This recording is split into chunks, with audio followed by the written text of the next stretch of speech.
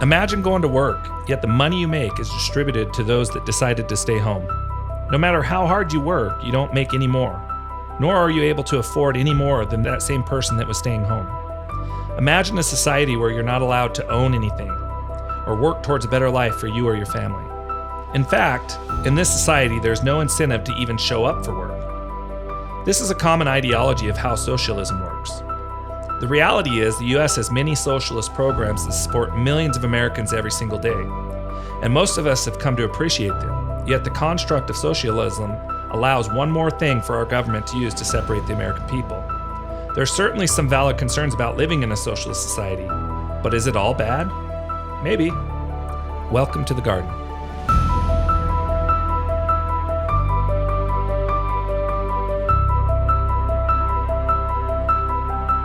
So in the intro, that was a glorious and ballsy intro to say that this is a common ideology of socialism, when I would really say it's a common misperception or misconception of socialism, because socialism doesn't mean that you get paid for work you don't do.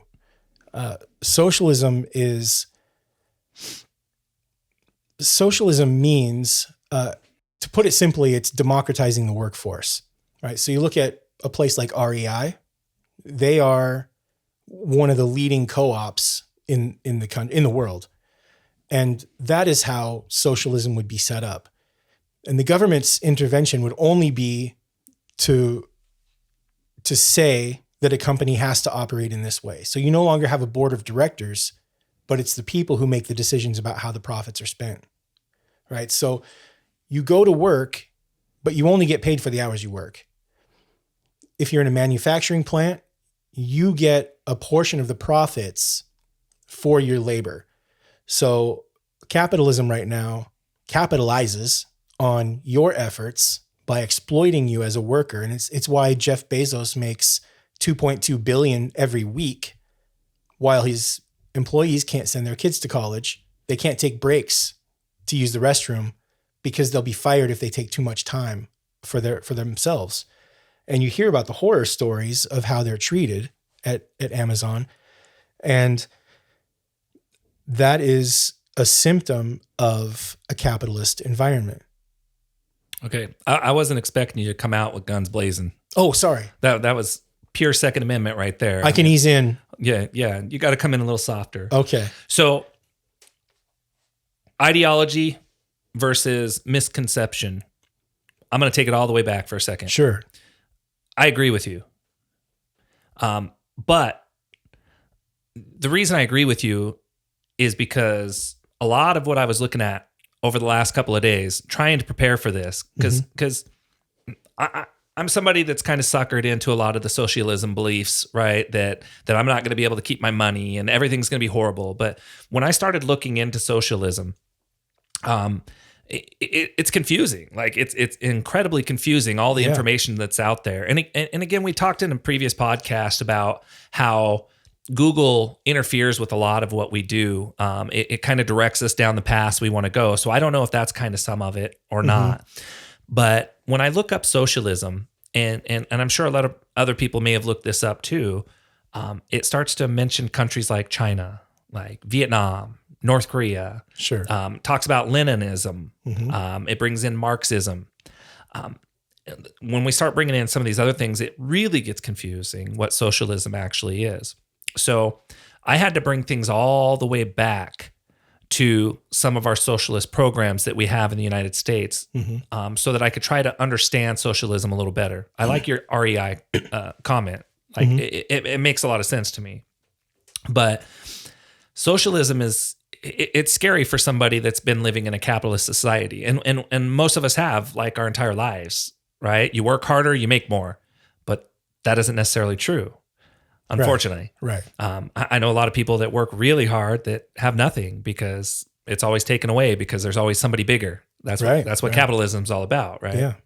So when I say ideology, and you're saying misconception, I think we're talking exactly the same, because it is an ideology. If you listen to people talk about it that argue against it, they all have similar beliefs and they all jump on just the negatives. So That's where we differ, because yes, it's an ideology. Socialism is an ideology. It's an economic ideology. Yeah. But the misconception comes in where you say that you can stay home and you make the same amount the person who goes to work is making. That's not the case in socialism. Mm-hmm. That might be the case in communism and in a place like Venezuela, where they say everyone has the same things, but it results in nobody having anything, right? But that's a socialist dictatorship. That's not socialism. Socialism is more of a model around countries like Norway, Sweden, and Denmark, where it's about social programs. It's about benefiting from medical care without being forced to speak personally. I have a test coming up that I'm supposed to pay out of pocket for, because even though I have insurance, my insurance doesn't cover it. It's a self-pay test. Sure. She told me, oh, it's only $180, maybe $200. It's no problem. Just go ahead and schedule it. And I said, I'm not scheduling that right now, right? We've got all these other tests that we can do, but I'm avoiding that medical care because I don't want to incur the costs if it's unnecessary. So my doctor ordered the test, but I'm just not in a place right now where I can throw $200 away if it's not absolutely needed. But my point is, socialism is much more than just a government taking control of the production space and making sure everything is equal for everyone. That's more of a communist movement. And that's where the misconception is, or the misconception is. In a socialist society, which we do have, they're thriving, they're succeeding. And again, it's I just said it a minute ago. It's the Norway, Sweden, Denmark, places like that are wealthy, and they have a lot more of it. We're made to feel guilty about taking vacation time or taking time off of work. And if we're sharing in the profits, rather than our CEOs becoming billionaires and the people still struggling, if we share in the profits, we can take more time off for ourselves. We can have more time with our family. We can live a life rather than just go and slave away all day, every day, and be exploited for someone else's gain. Sure. I understand. I think a lot of misconceptions about socialism in our country, where they come from, is our socialist programs that really don't work very well. And when you start including some of these socialist programs into a capitalism system, it becomes even worse. So working in the medical field, for example, one of the most prominent socialist programs that we have is Medicare and Medicaid, right? And when you take care of somebody that's on Medicare, you're not getting paid very much for that person at all. They pay a very small amount, so the doctors aren't getting a lot. Right. And unfortunately, we're in a capitalist society, and I've seen over and over again, I worked in the hospitals for years, I've seen people on Medicare get subpar care because the doctors aren't going to make as much off of that. And it's unfortunate that it happens, but it happens. Even though these people are trained to take care of everybody the same, they don't. It's just the way it is. And that's a symptom of living in a capitalist society. Totally get it. Right? Where, and trying to break a socialist party into our political arena. Like Great Britain, France, and Ireland all have socialist parties, even though they're a capitalist system. So there is a way to strike a balance and have this movement pushed in the major political area.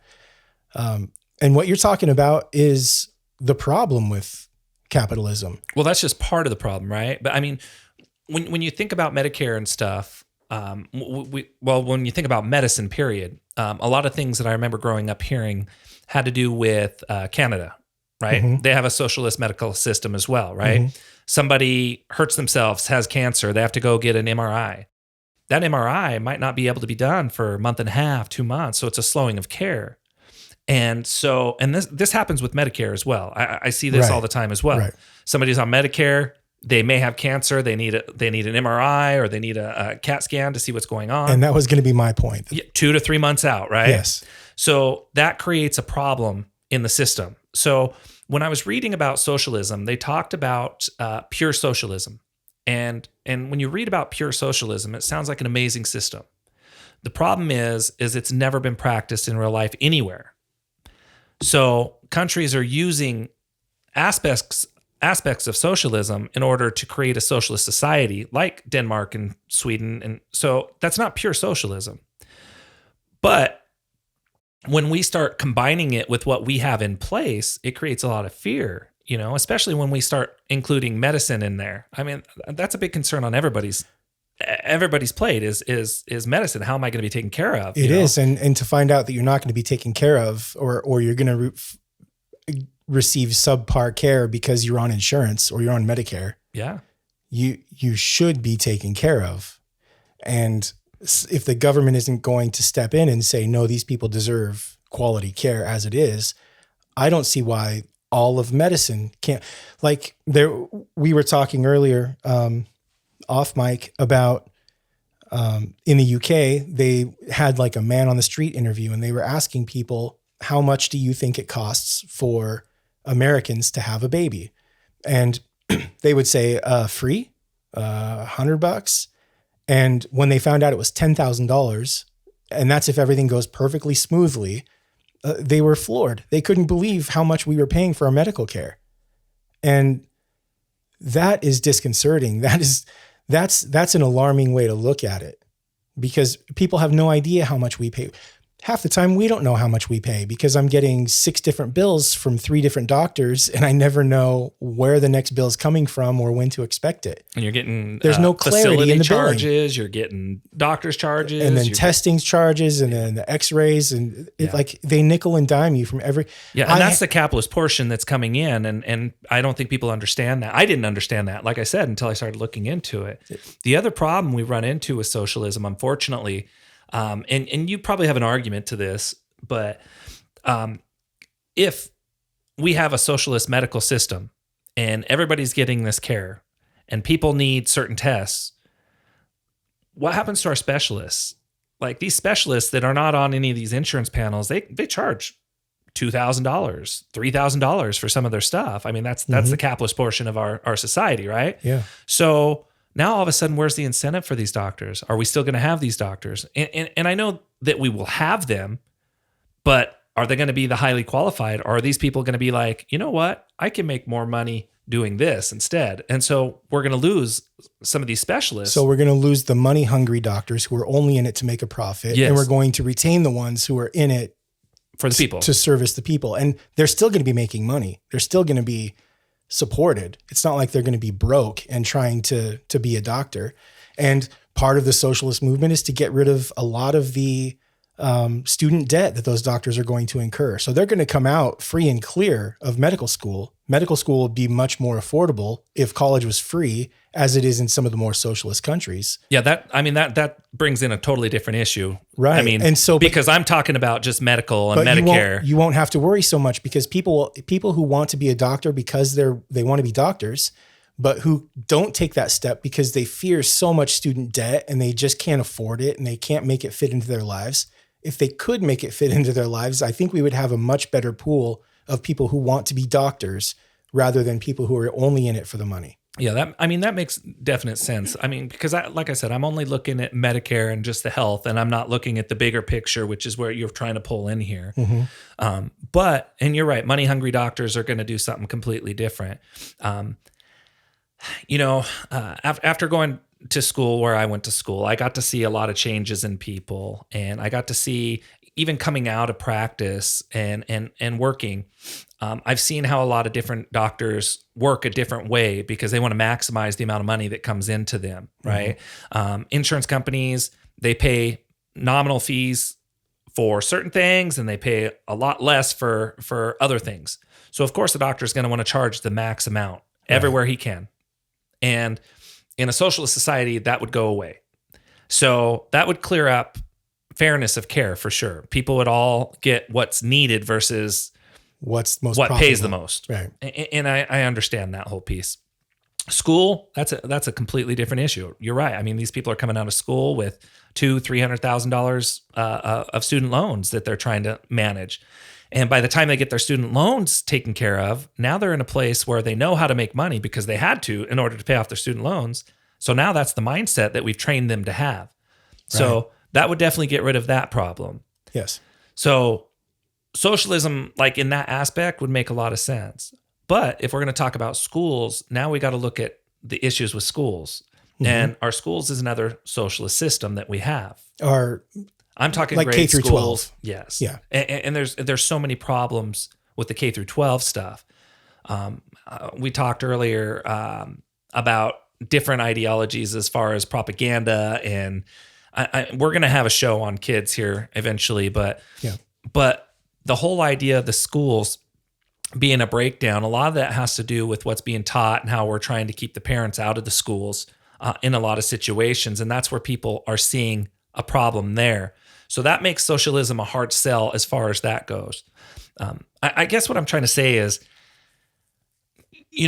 with socialism, it seems like there's a lot of government control. Yet when I read about socialism, it's supposed to be control for the people.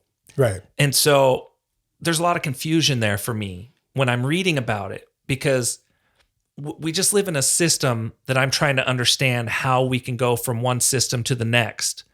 And I don't see any clear path because there's too many people with too much power and too much control. Well, that's because socialism is a dirty word. It is. And how do you discuss a path to something that you want to avoid, that you can't even listen to the word without feeling enraged about Venezuela? It's always about Venezuela. I hate to keep harking on that, but just because socialist is in the name doesn't mean it's a socialist democracy, which is what we would be aiming for. And yes, there's going to be bumps and bruises on the way, but at what point do we just give up and say, well, I guess we're just going to keep giving these billionaires billions of dollars because this is too hard for us? Between 80 and 100 people in the world have more wealth than the bottom 50% of the world. So there's 3.5 billion people. That's about half the Earth's population right now. And these 80 to 100 people have more wealth than those people. Even if you cut the billionaires' wealth in half, they'll still be the richest people on the planet. And that you would be able to use that money, that extra money, to go a long ways. I'm not saying we take money from rich people. And I know a lot of people who support socialist ideologies are in favor of taking money from rich people. I'm saying they should not be that wealthy in the first place. So when we move forward to the next platform, or when we try to overcome our capitalist roots, we're going to be looking at starting companies like REI. The people who started that company knew they were not going to be billionaires, but they still started it. They still work it. They still are heavily involved. And there's a reason in this, because they're passionate about outdoor equipment. So you need to, and we'll have people fill those spaces. You're going to have people who are very passionate about toys. There used to be toy stores specifically for toys, and now there are not. There's no competition in a capitalist society. And I do notice that. Right.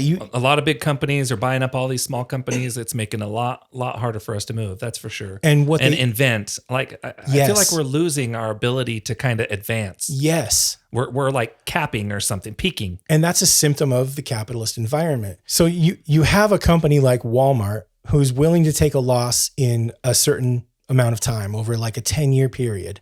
They come in, they shut down all the mom and pop stores because they're offering the cheapest prices. Once they close, they can now raise their prices to what the mom and pops were offering, but you're getting subpar materials. You're getting stuff made in China because it's cheaper to make there. This is all under the capitalist system. This is it working. You're getting mom and pops shut down. You're getting worse products. You're getting more profit on planned obsolescence. So they say, we're going to design and make cheap crap. We're going to sell it to you at the same price the mom and pop were getting. and there's nothing you can do about it because this is monopoly pricing. And that's capitalism working. It's funny because everything that you say, this is what I'm learning a lot about politics, is one side will say something about the other side while they're doing it at the same time. And that's what it feels like, because everything you're telling me sounds like pitfalls of socialism. Yet that's what's happening as far as capitalism goes. So I looked up some of the arguments against socialism, some of the concerns. So one of them says, and this one may have a little bit of truth even from what you said. It says that it lowers the standards of those that are not in poverty. So anybody that's making a lot of money is going to be making less money, which sounds like it's true just based off of what we're saying. No. They're not going to make as much money because, for example, the doctors that are making $2,000 for a test are not going to be making that $2,000 for a test because that's going to be a controlled cost, which benefits everybody else, but that doctor is not going to make as much. The big companies that are making billions and billions of dollars are no longer going to be making that billions and billions of dollars because there's going to be more competition, which actually benefits the people. Right. But it doesn't benefit those companies. So it's going to lower the standard of some of these people. Right. So you're going to lose some billionaires. So that's one of the arguments that they have. But it's almost like the argument that they're putting out there is, if you're middle class, you're going to be poverty. You're going to be in pure poverty at that point. If you're in poverty, things aren't going to change for you because socialism isn't going to pull you up. It's just going to pull other people down. That's the argument. Right. That's a false argument. Okay. That's fallacious. So if you're in poverty, if you're working, you're making money. If you're not working, you're not making money. That's the same in socialism as it is in capitalism. There's no difference. So the people who are in poverty right now are people who are working fast food jobs. They're working, they work 40 hours. A lot of them work 40 hours a week, and they have kids. And because of that, they don't make enough to feed all the mouths in their household. If you move to a socialist system, all that means is you're going to take the decisions that are being made by a board of directors. You're going to put that into the hands of the people so they can vote on it. And then that's where they decide what to do with the profits. So it's almost like a basic minimal income is what you're talking about, but it's not. No, I'm not talking about that at all. But that's what it almost feels like. So I'm really torn. I could go either way on like a basic minimum income. Well, because people got to eat. Yes. And they'll still be able to eat the same amount they're eating now. Well, There's still going to be assistance from the government if they need to step in and help out with food costs. Yeah, people need to pay attention to how much our government's sending off.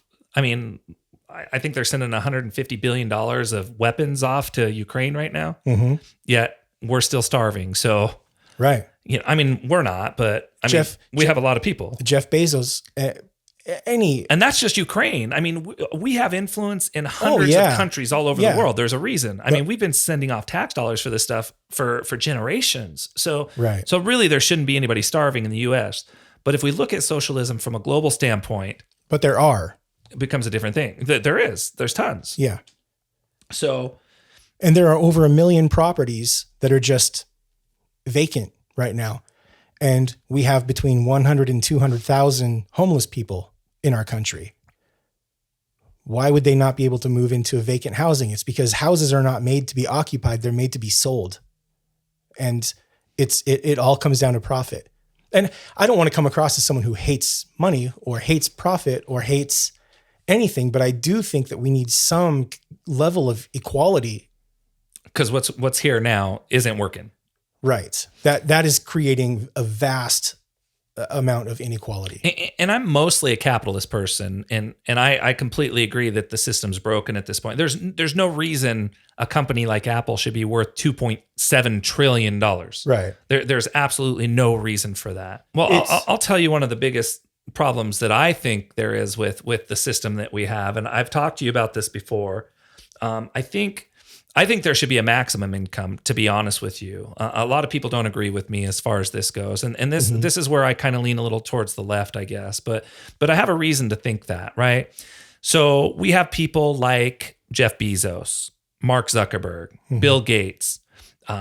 We can even go as far as Trump, right? We have these people that are worth billions of dollars. These guys earned their money. They worked hard. They're brilliant people. They really are. In order to get there, whether it was evil, whether they did misdeeds, whatever, they all worked to get there. A lot of these people are going to be leaving this planet in the next 10 to 15 years. Their money is going to stay in their family. We don't know how intelligent their kids are, but their kids are going to be worth so much money, they're going to be making decisions for our kids down the road. Mm-hmm. So I do agree that there has to be a point where there should be a maximum income. People should only be worth so much money. And so you would have a lot of pushback from other people in your party, or from people that hold the same capitalist ideals. Yeah, a lot of people wouldn't agree with that at all. Right. But that's my reason, is because I don't think I want my grandkids to have to live under the rule of these. I mean, it creates oligarchs. Just like you shouldn't have to live under the rule of someone like Bezos or Zuckerberg. Well, they work their way up. They did work their way up. I don't want to be living under their rule, believe me. But but what I'm saying is they're really brilliant people on how they grew their companies. They're very brilliant on how to exploit the worker. That's true. Yeah. So got off track a little bit, but I want to go back to some of the arguments against socialism. Yeah. The next argument that's pretty prominent out there is that it encourages laziness. And how so?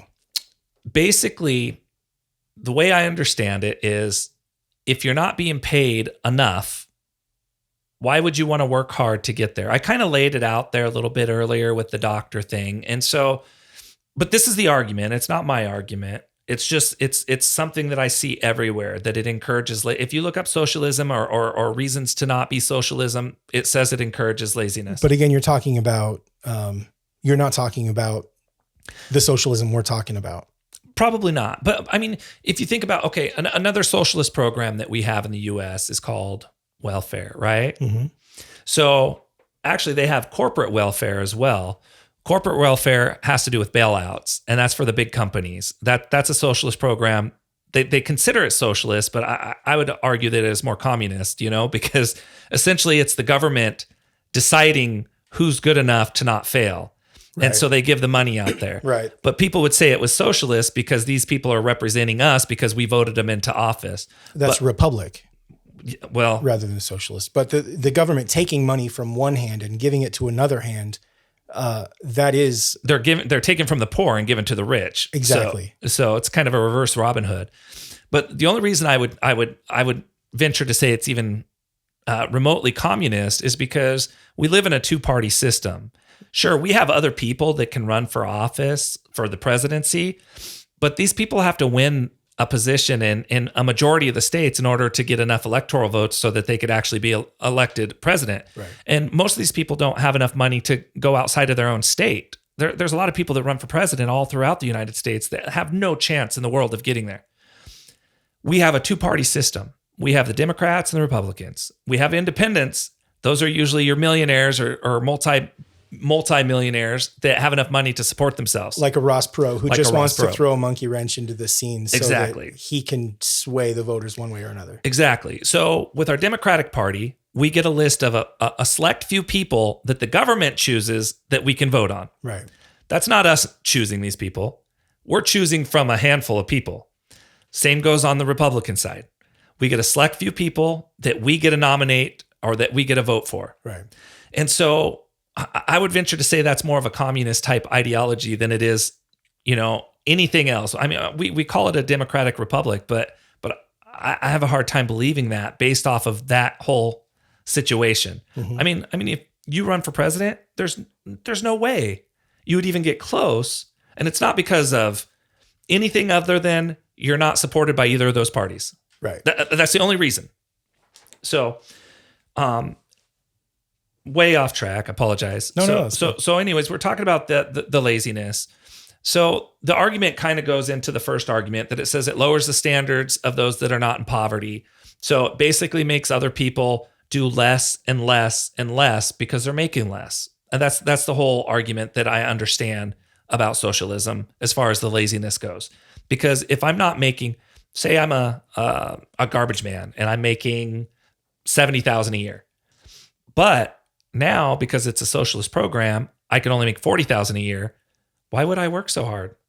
You know, if that's the max I can make is 40,000. If you could make 100,000 somewhere else, why would you work as hard if you're only making 70,000 a year? You're right. I think that's another misconception. I don't think that our salaries are going to be dropping so much. This is about regulating companies and how they conduct business and where the profits go. The profits would go back to the people. So you're going to be making more if you're one of the employees. This just gives you a stake. If you build a chair, this is a common example when you're talking about socialism, but if you build anything, if you build a car and that car is sold for a certain amount of profit, you're going to get a certain amount of that profit back to you. And if you feel like when the automobile industry started, there were 50 car makers, and now in the US, and then they were down to 3, right? Ford, Chrysler, and GM.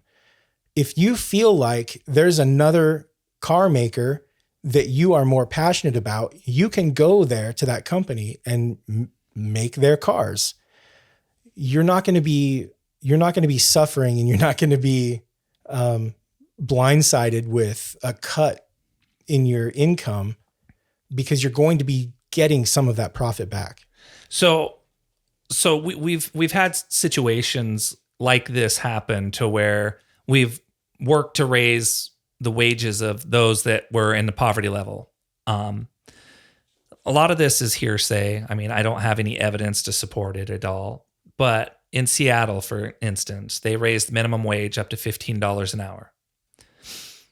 $15 an hour, living wage for some. All of a sudden, rents go up. Mm-hmm. All of a sudden, people, I have talked to people that worked in house cleaning when I was living up in that area, and they lost all their overtime. Their employer stopped paying overtime because they're like, I can't afford you now because I'm paying you $15 an hour. I'll just hire another part-time worker instead. So they lost their overtime. Some people lost their benefits because they dropped enough hours. The employer's like, I can't afford this. As far as housing going up, it had to do with people are aware that people are making more money. So they wanted to get in there and they wanted to bust in and collect their piece of that money. We're in a situation where we're combining socialism and capitalism, and these are the bumps and bruises you're talking about. Mm-hmm. But the problem is we've all been raised in a certain mindset. How do you change that? Well, the first point I would make is about rents going up. It just so happens that rents went up not because of the $15 minimum wage, but because landlords were forced to have tenants. If they couldn't pay, you could not evict because of COVID. So COVID has a lot to do with it. Well, the $15 an hour was way before COVID. Right. But the rents only started going up recently over the last couple of years. Oh, no. They went up initially. This was what, 10 years ago, 8 years? I mean, I'm so lost because of COVID. So. Seattle rent, if you're speaking specifically about Seattle. That's all I'm talking about. That rent has been going up for a long time. It has been. I own a fourplex, and we still are holding on, trying not to raise rent, because I want to be able to have a selection of the people that I want to live there rather than just whoever can afford it.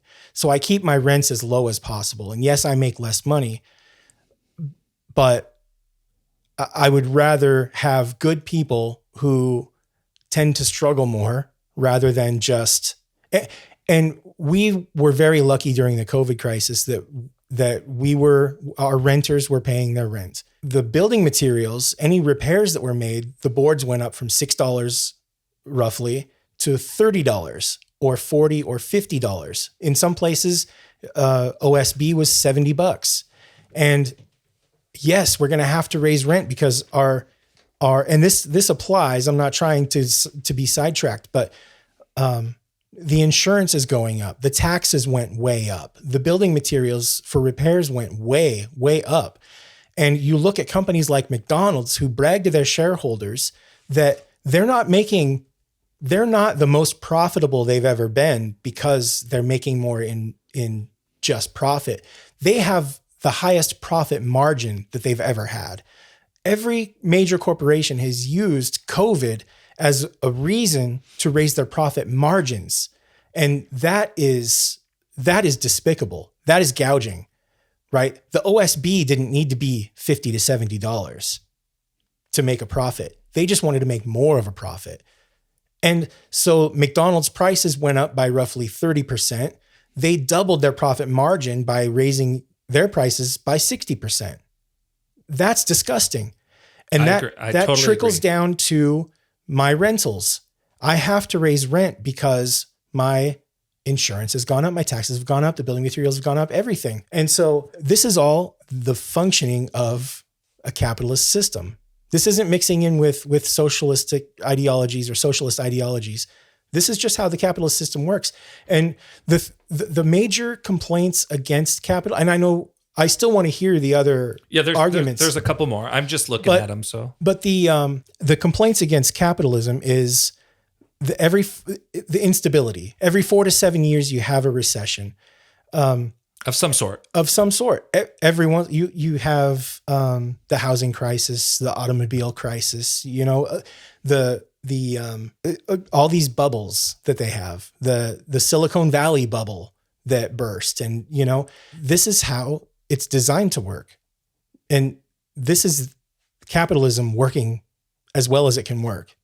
So there's the instability where you're going to lose money on your mortgage. You're going to lose your jobs. You're going to lose childcare. You're going to lose so much because of the instability. And then there's also the idea of fairness and inequality that we've already talked about. And then there's a lack of democracy in the workforce. And that's taking decisions away from the people who actually make the products, and it's exploiting their labor and transferring that money into the hands of billionaires when they couldn't have done the work themselves.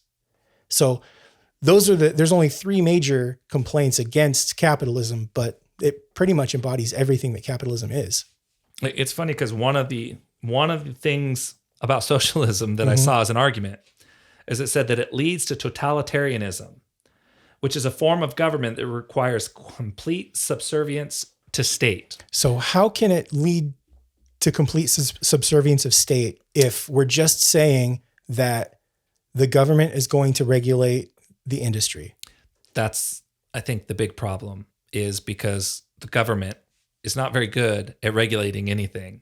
We would need somebody else to have oversight. And the problem is the people that are up on top right now, like I'd mentioned earlier, are not people that should be there necessarily, because these are people that we have to vote on. It's like, do you want this turd in there or do you want this shiny turd in there? Do you want this billionaire or do you want that billionaire? That's where we're at, regardless. I mean, it's an oligarch. It is. I mean, it's not going to change. But it's funny that you say that about capitalism, because like I said earlier, I hear the Republicans blame the Democrats for something, and then the Republicans are doing it. And then vice versa. I see the Democrats blaming the Republicans for something the whole time they're doing it. And it's this constant game that's going on. Mm-hmm. And us little people down here, we're arguing, but we don't even know what we're arguing about a lot of the times. And it's crazy. And so it's saying that socialism leads to totalitarianism. But I believe, looking at this and talking to you, I believe it has to do with who's at the top, who's regulating this stuff.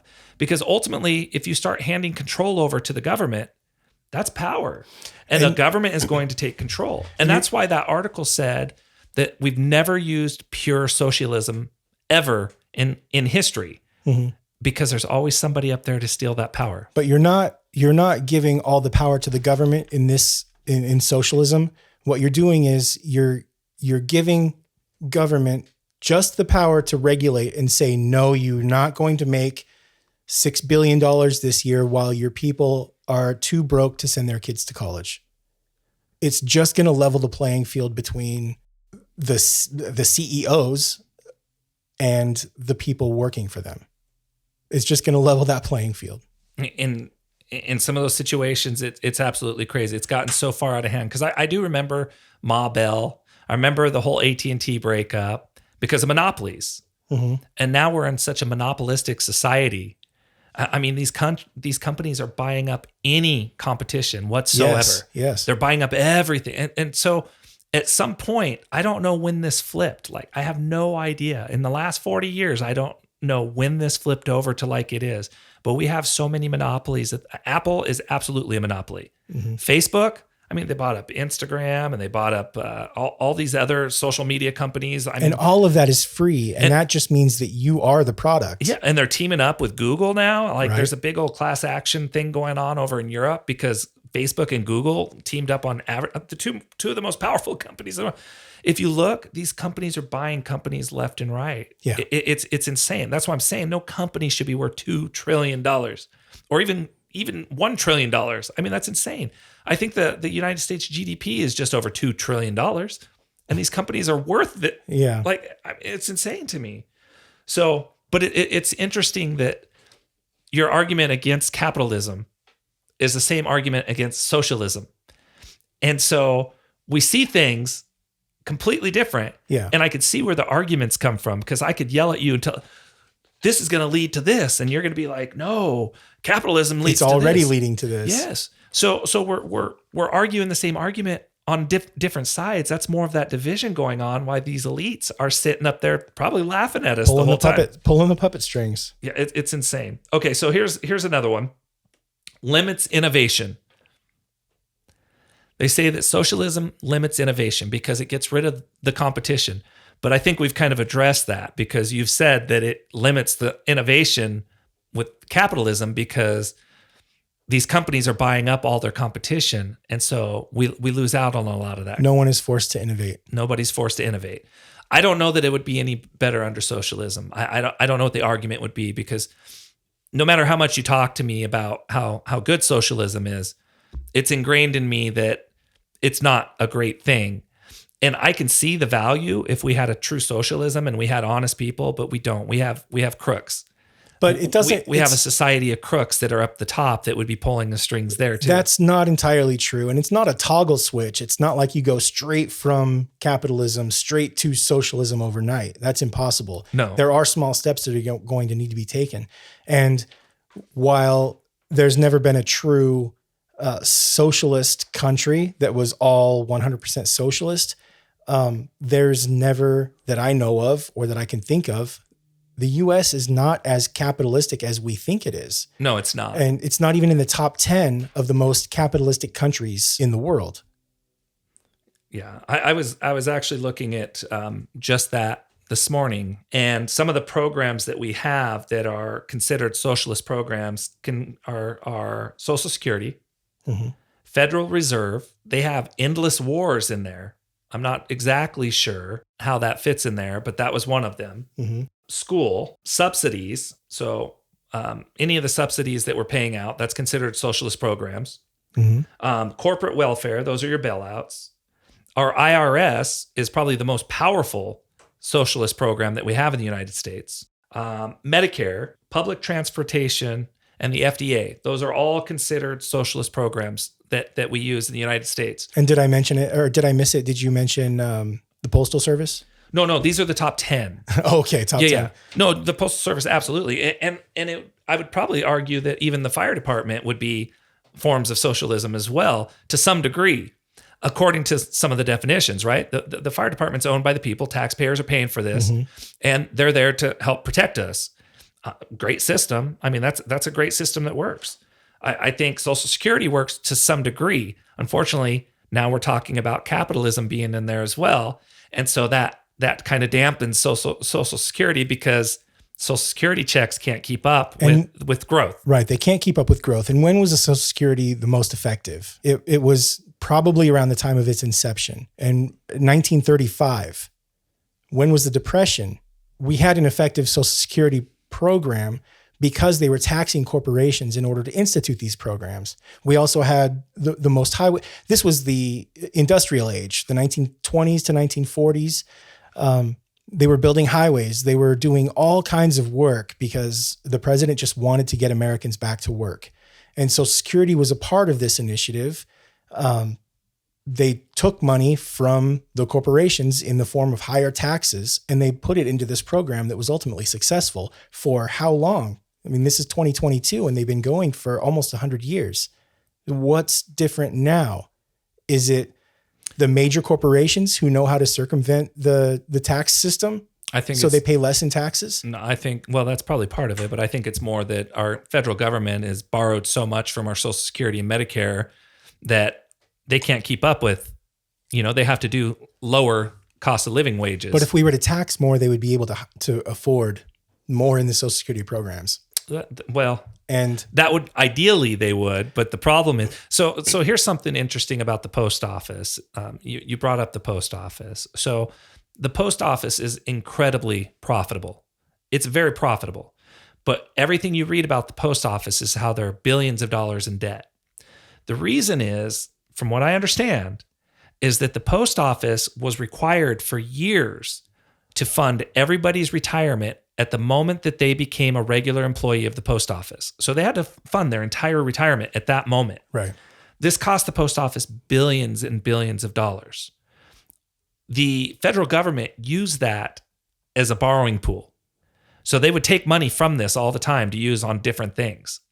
The post office, they make billions of dollars every single year on what they do. They have to keep raising their costs, but you notice they don't really raise it a lot. There's a lot of money. 55 cents. They built their business off of pennies. But when the government got their hands in there, all of a sudden we were in a lot of trouble with our post office. They just recently removed that whole stipulation. So the post office doesn't have to do that anymore. I'll be curious to see how it turns out in the next few years, how profitable the post office becomes because they got rid of that stipulation. I really don't know how that applies to socialism and capitalism. Well, they got rid of this. They got rid of the stipulation. They didn't get rid of the government oversight. The government oversight is still there. Right. So I don't know how that has to do with the capitalism and socialism talk. Well, if you look at it, I do. You look at it from the standpoint of a government regulating an industry, and now there are, now you have UPS, FedEx, DHL. You have other carriers out there. And for the U.S. Postal Service to still be profitable, that kind of implies that the government isn't automatically going to destroy the industry when they start having more oversight in private business. Well, that's the problem. They almost did destroy the post office. That was my point. Sure, but they got rid of the stipulation that caused the problem. Yes, but it takes so long for the government to move. Mm-hmm. If they moved a little faster, then people could have been richer. Well, not people be richer, but we wouldn't be we're giving $50 billion to the post office in taxpayer money now. That's $50 billion that could be going to, anything else, mm-hmm. right? But it's going to the post office to pull them out of this big, huge debt that they were placed in, that there's no way they could get out of. And that was government oversight. We need to find a way to get less government. And I think people that are anti-socialist see socialism as a way for government to have more control. And people that are anti-capitalist, they see that the government is already in too much control, and that's kind of some of the arguments that I see, right? Because the government is actually dictating who is going to have all that money, right? That's why the government's in control. It goes back to your too big to fail, talking about the too big to fail, right? The government decides which companies get money when there's financial crisis. And that's the capitalism system. Yes. And that all has to do with which companies are going to keep us afloat.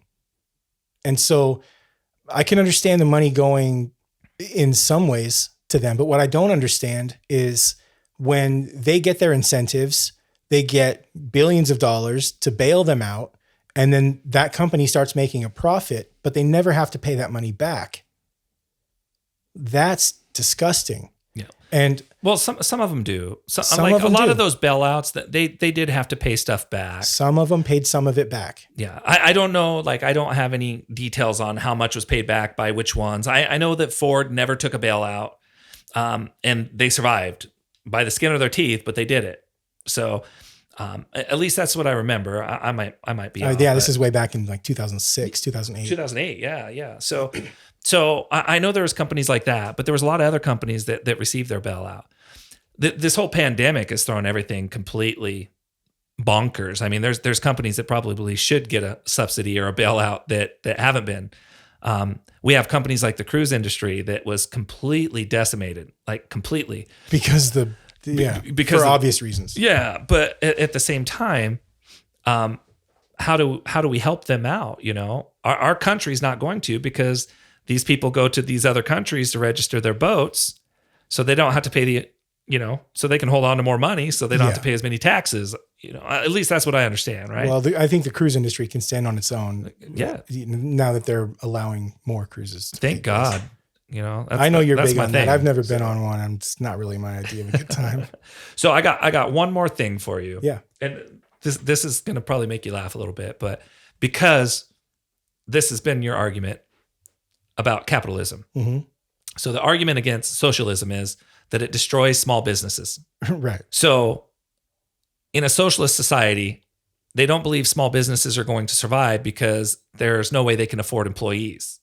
So because they're going to make less money, right? Because we're pulling the poverty level down. We're not pushing the poverty up. So all these arguments kind of go together. It's all part of one theory, which right? isn't necessarily true. I don't know, because I don't live in a socialist society, so I don't know. But you've pointed out Finland and Sweden and whatever else the other one was. Mm-hmm. They seem to do well with what they're doing. I don't know how their small businesses are there. And maybe that's where some of the arguments are coming from. They see things differently. I don't know. I wish I did. Well, I know that Apple is not located in any of those countries. And I know Walmart is not centrally located in any of those countries, right? This is a safe haven for corporations who want to duck out of paying major taxes. We always find reasons to bring down the tax burden on these major corporations because everyone is so desperate to keep them here. But where are their products made? They're made in China because that's where the labor is the cheapest.